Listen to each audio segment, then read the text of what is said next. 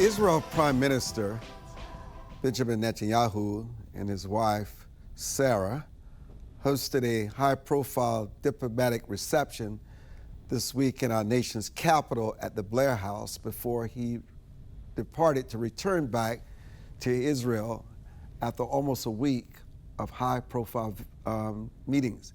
The reception, titled in appreciation of the enduring bond between our country and Israel, was convened to honor the strategic, moral, and long-standing partnership between our nations.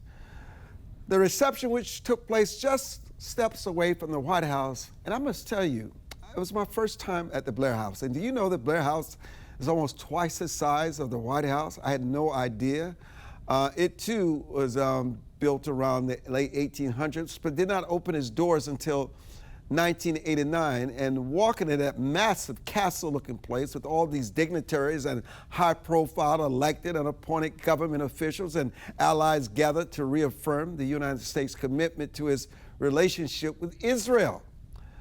Let me tell you, the timing of the event could not be more critical. Israel and the Middle East generally face turmoil and uncertainty, the likes of which we haven't seen in many decades. And Israel, for all the criticism, still remains engaged in an ongoing military confrontation with Hamas as it enters its second year of efforts to rescue hostages taken on October 7, 2023.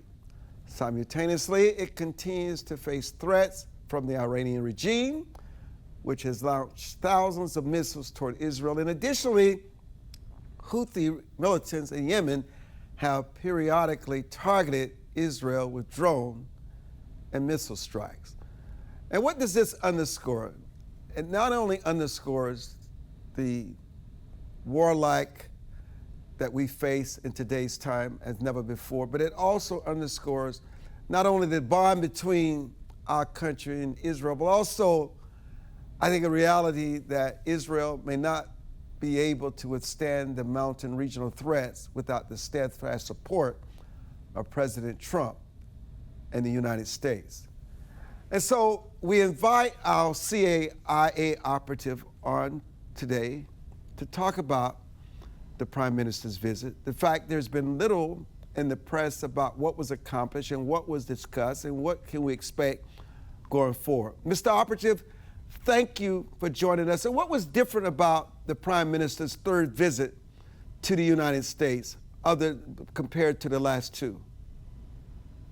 Armstrong, the interesting thing is that there has been 3 visits in a very short period of time. That's a big deal. And the substantive discussions that go on that aren't leaked are serious discussions in a very complex part of the world. And we have a long history of working closely with the Israelis.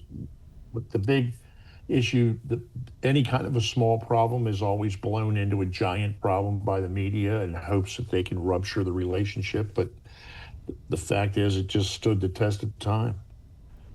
What was they talk about things that the public doesn't hear about, and it can be kept secret, which is very important. And what do you think those secrets are that they secretly accomplished that we will find out later? Or what more leverage did this White House give to the Prime Minister, and what did he have to compromise in order to have it? I think the biggest thing is to get all the hostages back. You really can't close this issue out into a long-term management problem until you get everybody back, live or dead. They want an accounting of everybody that was taken and kidnapped, and many were murdered on October 7th. As time passes, people try and minimize the horrific nature of what they did on October 7th. That was the worst terrorist attack that I've ever seen, organized and executed by an Arab group. And Hamas did something that is it was a complex operation. It required surprise. It required a lot of logistical planning and a tremendous amount of intelligence and coordination to get into the country the way that they did. And it was beyond words. I can't imagine the people that make fun of that or talk about it and make light of it in the United States. If that happened somewhere in southern Arizona or Texas, it would be it would rock the core of the country. I mean, we would declare war and destroy the country that did it if you lost 1,000 people like that. Our reaction and overreaction from 9/11, it would pale in comparison of some type of an active thing where you have operational people armed coming in your country, stealing American citizens, hauling them away and hiding them, as well as the slaughter of innocent men, women, children, the elderly.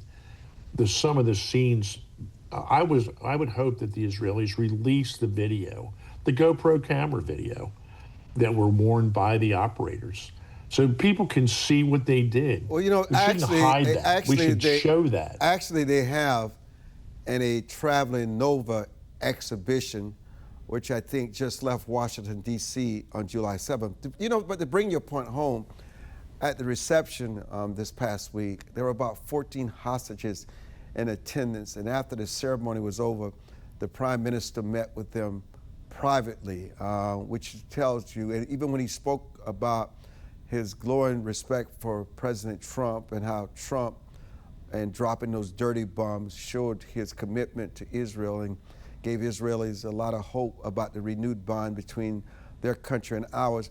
But the question I ask you is this: how close is the Middle East to peace, and what stands in the way? And there's a huge differential between a ceasefire and ending the war.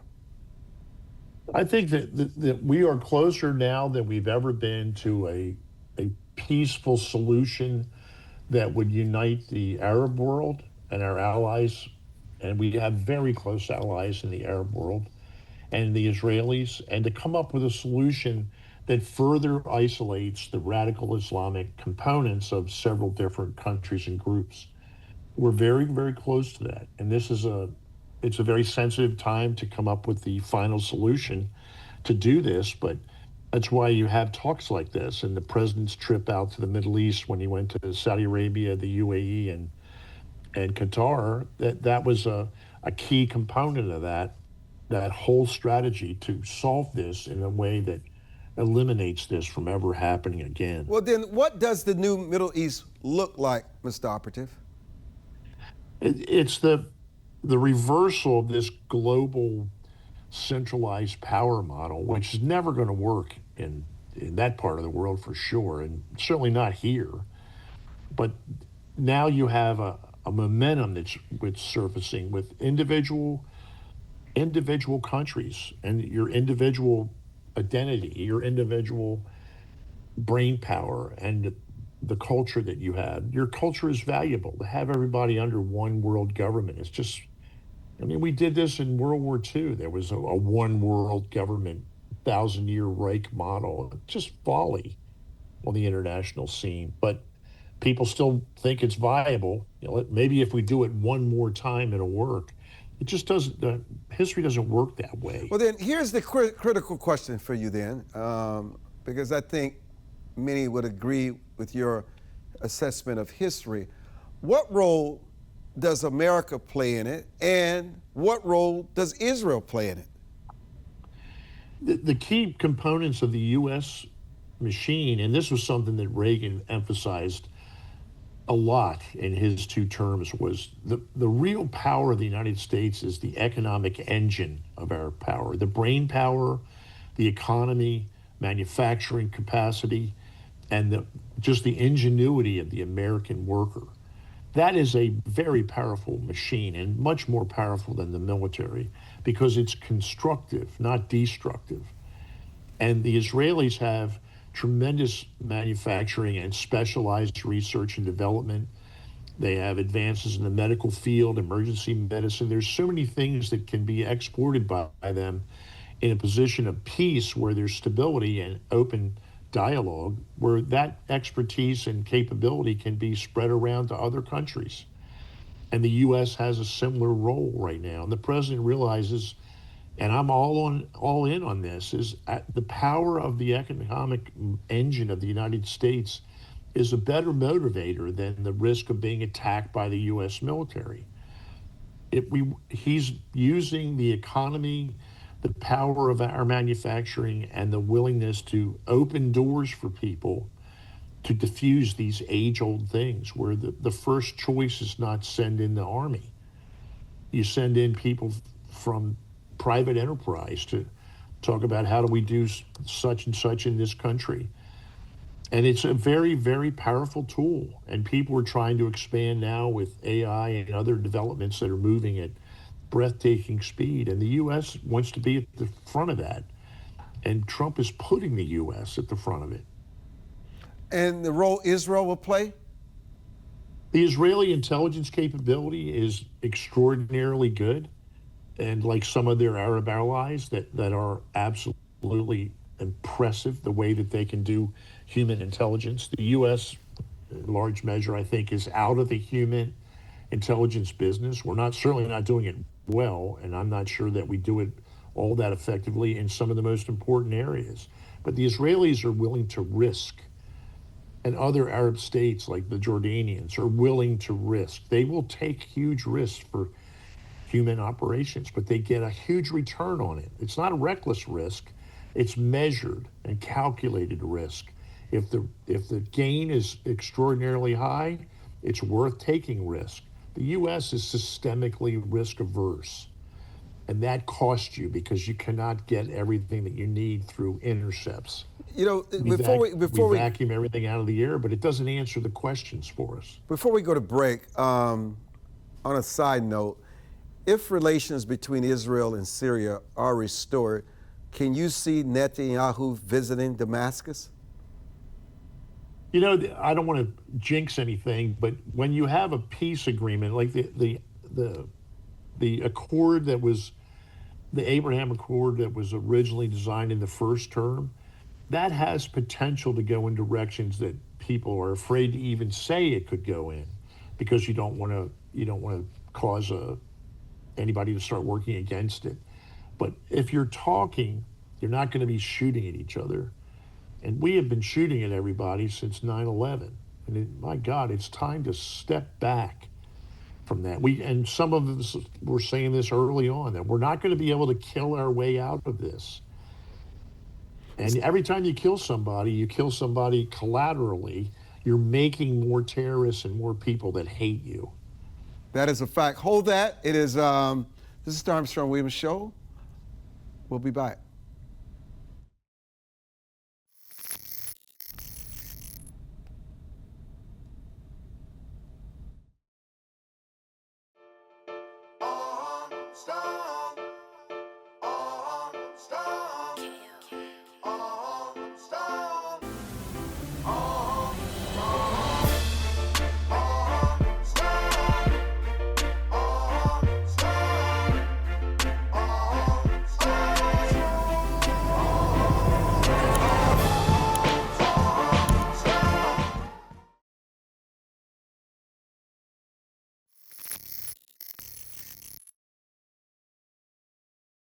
You know, during the first few years of Trump administration, there was so much discussion about the Steele dossier and whether Trump was in cahoots with the Russians. And even the New York Times, the Washington Post, the mainstream media, especially CNN and MSNBC, just carried this narrative to show that Trump had compromised himself. But you know, here we are many years later, and John Brennan and all those CIA agents who signed that letter, putting their stake in their reputation, endorsing this narrative, this has come full circle now. And now, it has triggered a DOJ's investigation into Brennan, and how does it build on the declassified findings regarding the Steele dossier. Brennan says he's clueless about any contact from federal investigators. What does this signal about the transparency and scope of the probe, Mr. Operative? It has come full circle, and let me tell you, this is a big story that not only John Brennan, but Jamie Comey are being called into question. And I'm sure it's just a matter of time before this finds its way to Hillary Rodham Clinton, whose PAC, according to sources, helped fund this Steele dossier. Armstrong, this is indeed a huge development, and it's going to grow legs and be with us for a bit, and it's going to suck up a lot of oxygen out of the air. When the designation, when the FBI does something and they change the classification of some type of investigative action from a preliminary look to a full investigation, the word full means something. It means something significant because it puts them in a position to spend money, and a lot of money, depending on what they're doing, because they believe a crime has been committed. You don't have a full investigation to sort out the facts. A preliminary investigation sorts out the facts.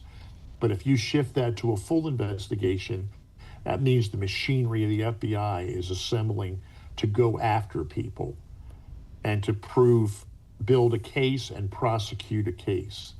And these guys, I mean, Brennan's not a dummy. He knows he's got a target on his back now. And to withstand the full resources of the FBI coming after you is a serious undertaking. And they are very good at counter-espionage and these type of investigations. They're thorough, and they have a process that they follow that it's monolithic in size, and they have the resources available to them now to do what it needs to be done to get the truth, to find out the truth. And what they discover along the way is ancillary information that goes into the information pile to be sifted out and looked at. There could be all kinds of indictments that come from this full investigation, not just things with the Steele dossier, of other actions that are taking place.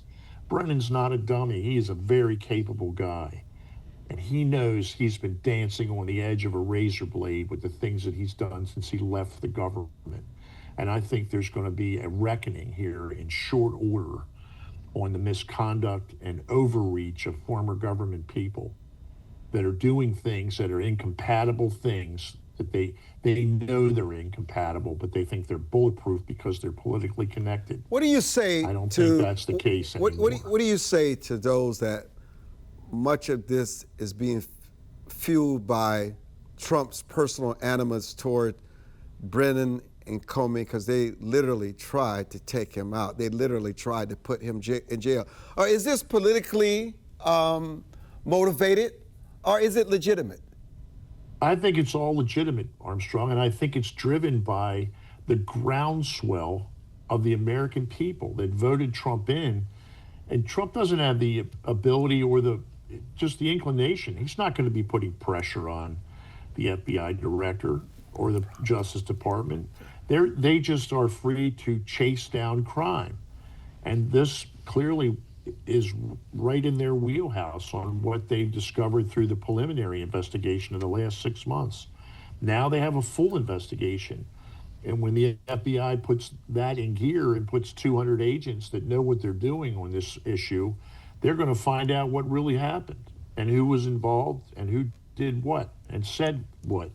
And that gives them the reach into the SIGINT machinery of the United States. There's nothing you can hold back from them when they're doing a full investigation. They come asking questions. The other part of this is the single issue polygraph. Anybody that's inside the classified system and working is subject to be directed to take a single issue polygraph. And if you lie on it, or you lie to an FBI agent, that could cost you 5 years in prison if you don't tell the truth. The agency, CIA, has always had this phrase, you have a duty for candor. You can't lie when you're questioned about something. And if it's a full investigation, you step up and you tell what you know. And people are going to be looking for the exits on how to get out from under this. And the people that know something are not going to lie on the behalf of some former official. What about James Comey? Comey's, his own words are what got the X put on him. When he laughingly did a couple of those interviews before all this got underway, before the election even, and he was jokingly, tongue-in-cheek commenting on how he sent agents because the Trump administration was not particularly organized in its young infancy in the first term. So they just sent people over there to talk to people, and that's how some of this got underway with General Flynn. because there wasn't a structure in place that said, because you can't just send FBI agents to talk to government people in the White House. You got to coordinate that with White House counsel, because there is executive privilege. The president has a lot of latitude to run the government. But when you have somebody that's not a political guy win the election, there was a period of disorder and disorganization as they got their legs under themselves, and that was fully exploited by the professional class in Washington. But that's not happening in the second term, because this is not the same president that we had in the first term. This president's got his legs under himself now, and he is clearly in charge. He knows what he's doing, he's comfortable doing it, and results are going to be forthcoming. What does this mean for the institutional trust, Mr. Operative, in the CIA, the FBI, the Department of Justice, especially among these career professionals? Because there are a lot of people within these agencies, the CIA, the FBI, absolutely objected to what they saw as a clear witch hunt. And that is one of the most important things that the president is dealing with right now. The public trust has been ruptured. I mean, it's ruptured worse than I've ever seen in my adult life. Nobody trusts what comes out of Washington. And the president knows we can't continue like that. It must be restored. And the only way to restore it is to see people in perp walks with handcuffs on. Because things have been done that were illegal, and people are not stupid. They know this stuff has been done, and they know it was done illegally, and they want an accountability for it. They want to see somebody charged with a crime that has done something wrong in their official capacity as a government worker. These are unelected people that have chosen to just on their own that this president doesn't have any right to be the president, and they're working against the president. What about the role, Mr. Operative? What about the role of the deep state, the media, the Clintons, that gave cover to this this witch hunt? I think the potential for a lot of that to spill out into public view is very high. And if you get the right people in front of a grand jury and you start indicting people, you're going to create a scenario where the truth will find its way into the light. You know, there are John Deans sprinkled out there in the system. With the right motivation, they'll speak up and tell what they know. And that's what we need to have, that in order to restore the public trust, because you can't continue the way it is now. Nobody believes what they hear from Washington. Where are we in the time that we have left? Trump showed his anger at Putin this past week. He felt that Putin was manipulating and playing him, giving him all this flowery rhetoric, and yet escalating his attacks on Ukraine. And he made it clear that he has now have to provide Ukraine with the weapons to fight this unnecessary death of human beings. What is this signal for you? The thing that reassures me with all this is, and I've read the president's book, not that that's the only thing that you do, but I've met the guy. He's a very smart guy, and he thinks and operates on a different level. His head works differently than a lot of people, because he's a builder and an architect, and he looks at a skyline and he sees what it could look like, not just what it currently looks like. And he's usually 10 steps ahead of people when he's talking to them. You got to be on your toes when you talk to the guy. You don't get a do-over. And if he asks you a question, you should have thought through, what is he likely to ask me, and prepare yourself so you're not just standing there with your mouth hanging. Yeah, but you're not addressing in the time left. If you're in that orbit, you got to be ready all the time, because you never know what he's going to ask. But you're not addressing my question about Russia and Ukraine. What does this mean for the relationship with the United States, and what does it mean for Zelensky moving forward? The relationship with Putin is the key to solving the Ukraine thing, and the president is playing a hardball game. It's just what you see him say and do is not what the Russians are seeing. There was a great letter that was sent to the State Department, to the secretary, from Lavrov. Lavrov is the foreign affairs guy, or the official spokesman for the president of Russia. He's a pro. He's been at this for decades. He knows what he's doing, and he speaks flawless English. So when he writes something in English, it says a lot, not just the words on the page. There's a message in it. And when he sent that letter to Rubio, that was a very, very good explanation on where their thinking is. But you're not telling us where they are. Where are we? I think we'll get it solved. It's just a complicated issue. And this is a classic example of one president makes a series of terrible decisions, then loses the election, and then the follow-on president is the guy that has to sort through what was a. But Mr. Operative, you're not addressing, will the Ukraine-Russian conflict escalate, or we're going to see progress? That's unusual for you. I think we'll see progress, but it's probably going to be bloody before we get there. Okay, there's the answer. It's going to be bloodier. There you go. Thank you. It's always a pleasure talking to you. You always give us great insights and information that we cannot get anywhere else. I'm Armstrong Williams, and we'll be back.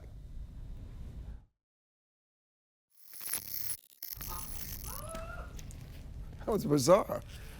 It is easier to build up strong children than to try and repair broken men. The streets are plagued with crime, violence.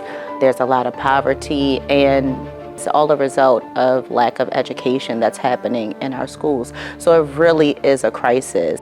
We come from very different political perspectives, but we've come to the same conclusion, and that is there is a crisis in the classroom. Children are being deprived of quality of life because they're being deprived of a good education. We must solve this problem. It's incumbent upon all of us to join hands together to get this done. We can't afford to wait one more day before we address these issues, because every day we lose another child. Let's stop the politicking. Let's stop the games. Let's really do something to give these kids a real chance at life and being a part of that American dream. We need accountability for funding. Many of the districts where you're seeing very low test scores, students graduating with very low literacy and math comprehension rates, they are receiving a lot of funding. So where is the money going where our kids aren't being adequately educated? If you believe every child is deserving of a quality education, please go to educationjusticefoundation.com.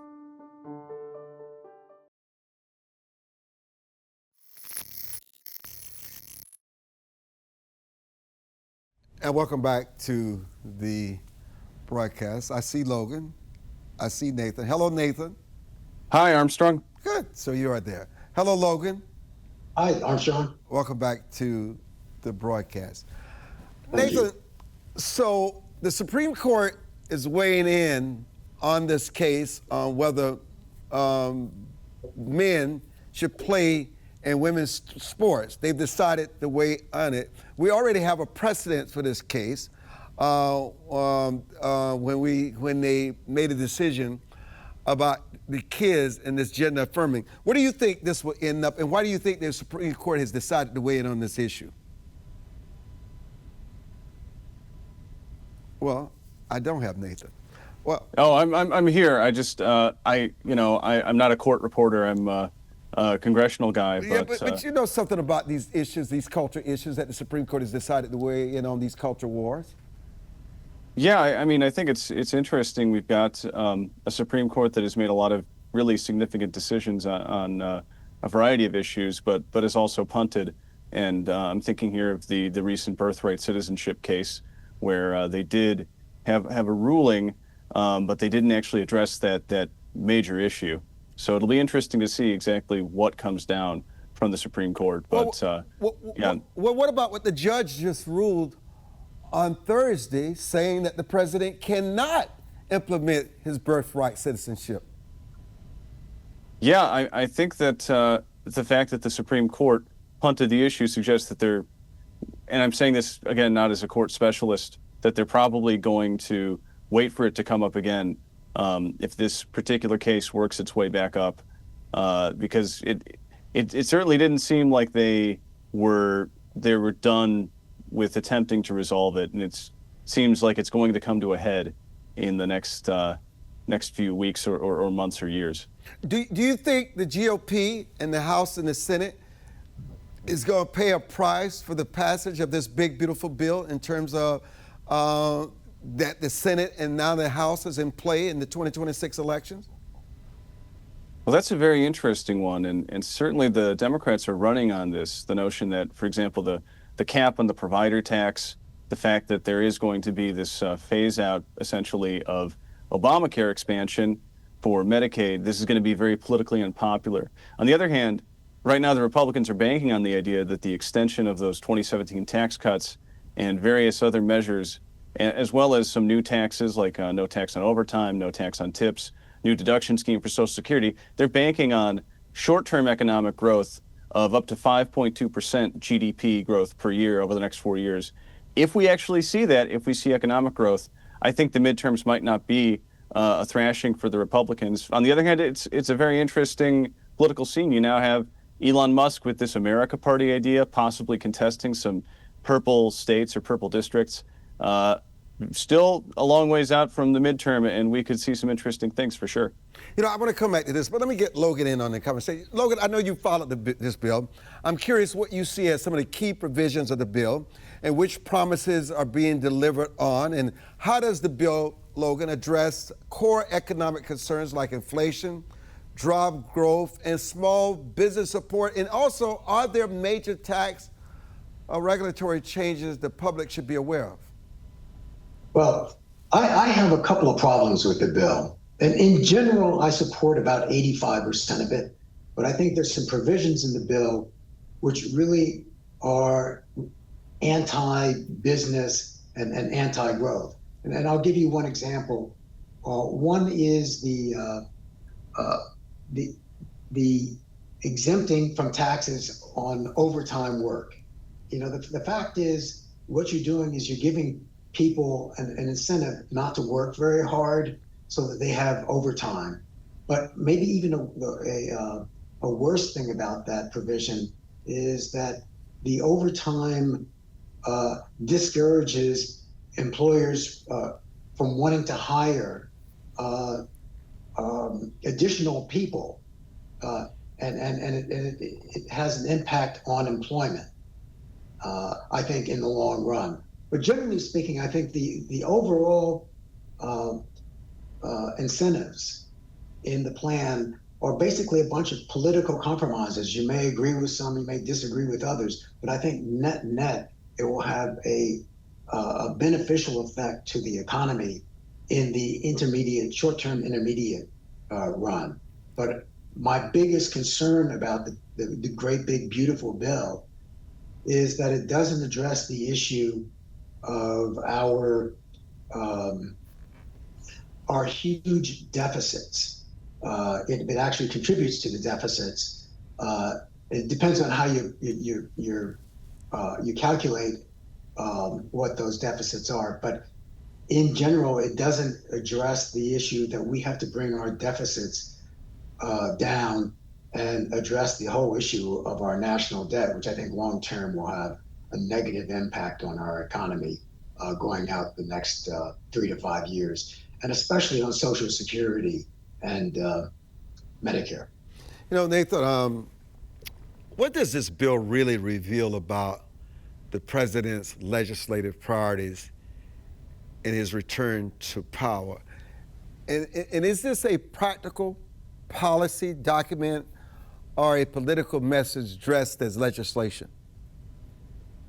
You know, I have to say that listening to President Trump over the past few weeks and months, it seemed like he was chiefly focused on getting this across the line as one big, beautiful bill. And up in the weeks leading up to the final passage, which did actually stick to that very ambitious timeline, getting it through before July 4th, you still had senators saying, well, maybe we can break this up. You know, Ron Johnson raising that possibility. Rand Paul, for example, was concerned, speaking of those debt issues, about the increase in the debt limit to $5 trillion rather than $4 trillion. And in fact, he may have had a deal dangled in front of him before that final Senate vote of a shorter term, smaller increase in the debt limit. But ultimately, when you look at what this funds, for example, the largest amount going to DHS for interior immigration enforcement since that agency was created, you can see that on immigration, on the tax cuts from 2017, on a few other issues, including the overtime tax, which a lot of economists would probably agree that's not necessarily going to be something that is beneficial to the economy, but it was a campaign promise that President Trump made and that he can say he's delivered. This is something that's meant to have real effects in line with policy, but there's a reason that it was called and referred to popularly as the one big beautiful bill. It is kind of the Trump domestic agenda item, and we'll have to see what the voters and what the American people in general make of it over the next few months. Well, the Democrats referred to it as the ugly bill, but, it depends on who you're talking to. Let me just come back to Logan a minute, because he kind of touched on this, but who benefits the most from the big, beautiful bill, Logan? Is it corporations, families, specific industries, and which group or sectors are likely to feel the most pressure from the bill's economic shift? I think that the biggest beneficiary to the bill, to the extent that the tax cuts that were brought about during the first Trump administration were set to expire, are the people who benefited from the original tax cuts. And basically that's all Americans. All Americans basically benefit to some extent from the original tax cuts. So to the extent that the big beautiful bill prevented the sunset of these tax cuts, I think there was a pretty much overall benefit to the bill. But I think secondarily, some of the additional benefits to the bill went out to working people. Specifically the pensions, the lack of tax on overtime, the improvements for Social Security. There are a couple of other provisions benefited basically working Americans and Americans who were in the lower three quarters, of the economic scale. And to that extent, I think there was an interesting redistribution of income to those people based on that particular, those particular provisions. And in some ways, I'm surprised that the Democrats actually oppose that, because you would think that they would be very supportive of those provisions. Nathan, from Elon Musk to Tom Tillis to Congressman Massey, they were vehemently opposed to this bill and what it would do to add trillions to the deficit, and that it betrays many of the values of which Trump campaigned on. Your thoughts? Yeah, I think the question is, did Trump himself really campaign on the debt? And I would argue that that hasn't ever been a significant focus of his. I mean, speaking of some of the industries or some of the people who've benefited, in addition to phasing out some of those green energy credits and EV-related provisions that we saw passed under Biden or previously, you also see things like a temporary halt, or rather decrease, to the federal coal leasing rate, an effort to increase the investment in the Strategic Petroleum Reserve. A lot of things focused on, you could say, oil and gas, conventional energy. That should give you a sense of the winners. And those are winners who Trump has pretty consistently prioritized over the years. I would say that those concerns about the debt, about the more short-term deficit impacts, even from something intended to boost manufacturing, for example, this full expensing in the bill for certain new production facilities, that will cost probably, at least according to the, I believe, Joint Committee on Taxation, $141 billion from 2025 to 2034. Then the question is, given that Trump ran on reshoring manufacturing, whatever that looks like, is this a worthwhile trade-off? And I think his supporters would say yes. People with more of that debt and deficit focus, which I don't think Trump frankly has had, they would say, well, let's maybe hit the brakes or reconsider it. We're going to talk about that Elon Musk American Party when we return with Nathan and Logan and Delany. I'm Armstrong Williams, and we'll be back.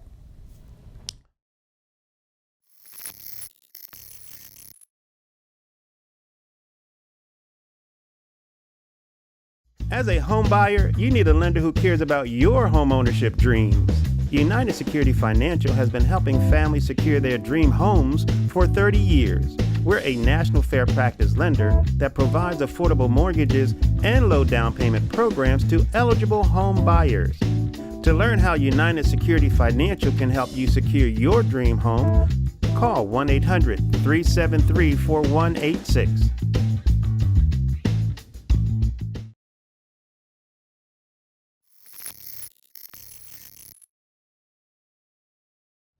You know, media today is more powerful than ever, but with that power comes a lot of accountability and responsibility, and too often bias. Whether it's how stories are framed, which facts are emphasized, or what's left out entirely, the way news is delivered can shape how we think. Let's take a closer look, because here's a quick breakdown of how media bias works and why it should matter to all of us. Hi, I'm Dee Bass-Wilbon with the Armstrong-Williams Show. Trust in the media is at an all-time low, with a 2025 YouGov poll showing only 16% of Americans have a great deal of confidence in national news outlets. Partisan divides are stark. Today, we dive into why Americans are losing faith in the media and what it means for our great republic. The battle to attack media bias has targeted public media platforms like NPR and PBS. Largely viewed as having a left-leaning media bias, President Trump has vowed to defund the platforms and force them to compete without taxpayer dollars. In an executive order in May, Trump said, at the very least, Americans have the right to expect that if their tax dollars fund public broadcasting at all, they fund only fair, accurate, unbiased, and nonpartisan news coverage. Media owner Armstrong Williams was recently recognized for his long service and integrity in the media. He addressed the issue of media bias in a fiery speech, arguing that the media's shift toward partisan storytelling has eroded public trust. Williams said biased reporting and selective narrative are the result of prioritizing political agendas over facts. The media has always been saddled with a credibility gap. More than truth, the media panders to its audience to make money and to promote partisan ulterior agendas. They do. This has been an ancient problem.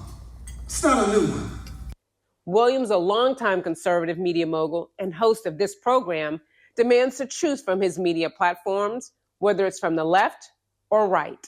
In an exclusive interview, I talked with Armstrong Williams to discuss the media's roles in this trust deficit, and Williams didn't hold back. So Armstrong, tell us, how has media become so partisan, and how do we get back to true journalism, and is it even possible? It's always possible. Okay. I mean, the country cannot survive with a free fourth estate. You cannot be in bed with labels. You cannot be in bed with what you benefit from in terms of advertising and finances.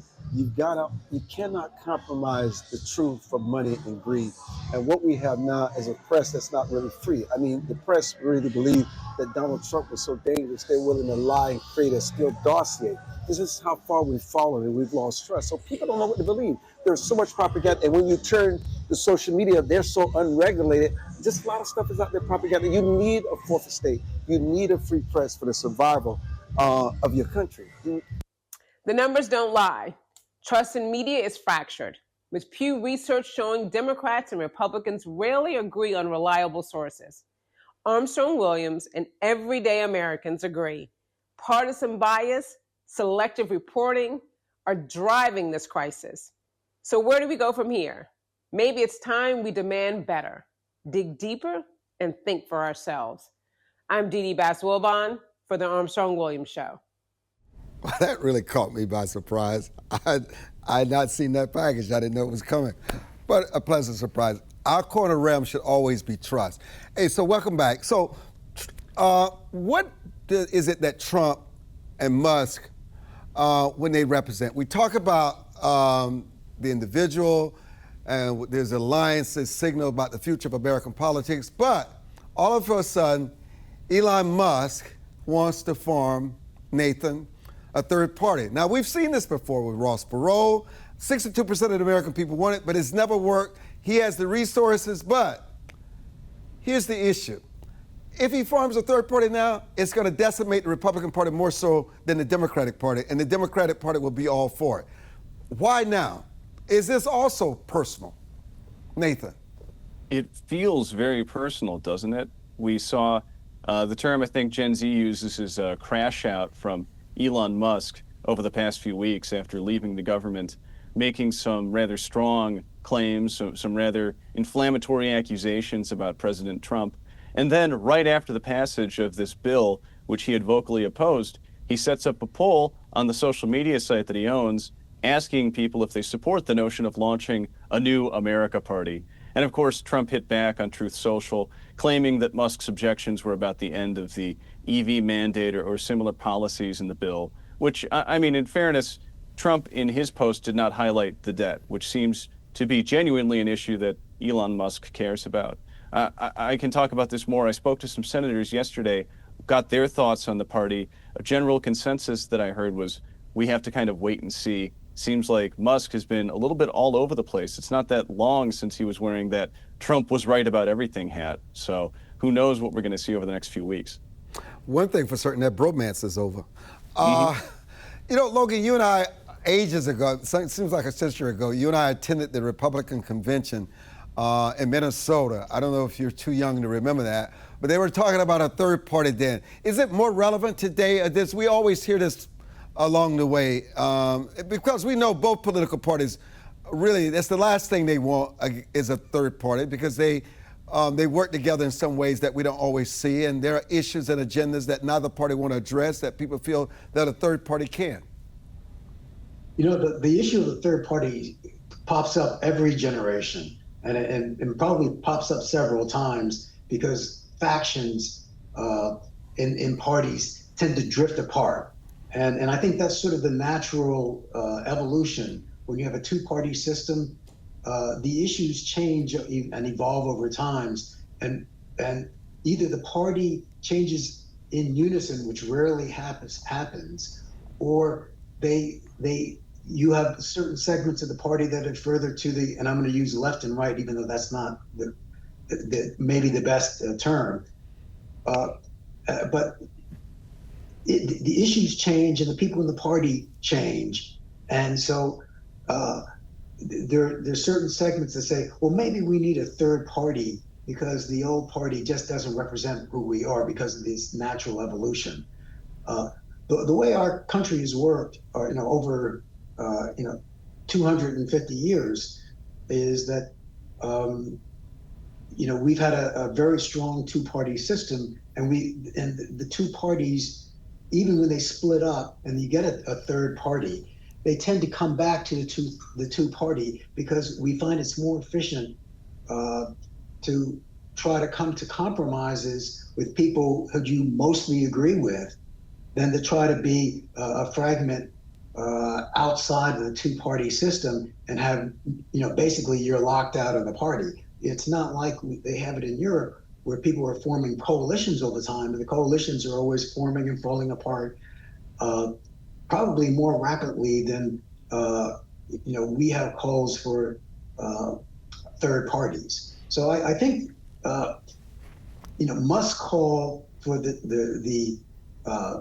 a third party, the America First Party, whatever it's called, has, and I agree with your other guest here, that it probably has more to do with his disagreement on the deficit and American spending. And I happen to agree with Musk that I'm troubled by the debt, but I don't think the way to solve that problem is to create a third party. Nathan, how are Trump and Musk reshaping the language and branding of nationalism in this digital age? Well, I think it's an open question as to, despite the fact that Musk is using the name America Party, whether what he's advancing is really nationalism as such. You look at what Trump has advanced, and again, to stress something I mentioned earlier, he has never really been that focused on the debt and deficit. He's famously spoken about not wanting to touch Social Security, claimed that there was no touching of Medicaid in this law, which is, I would say, a matter of dispute. It does impact things like work requirements, which is more popular, and then also the provider tax, which is more controversial. But at the end of the day, I think the Trump formula is much more of a kind of third party adapted within a pre-existing party. That, of course, has shortchanged, I think, a lot of the older Republicans who, in the era of Mitt Romney and Paul Ryan and the original Tea Party, were much more laser focused on the debt. They still had a voice in the process of passing this law. You look at the House Freedom Caucus people able to force some concessions at earlier stages in the passage of the bill. But have you been able to define what Trump's guiding principles are? That's a good question. I think the Make America Great Again slogan, it does kind of remind me of Hope and Change, Obama's slogan, because it's something that people can project their hopes and their dreams onto. I think that, though, you look again at some of the concrete policies, he's made some noise recently about maybe adjusting the approach to, for example, immigration when it comes to farm workers or hotel workers, but he has pretty consistently, and now with the ICE budget in this new bill, focused on immigration. He's pretty consistently focused on trade. He's pretty consistently focused, and again, there's been some adjustment, but on the notion of a reorientation of American foreign policy to prioritize American interests.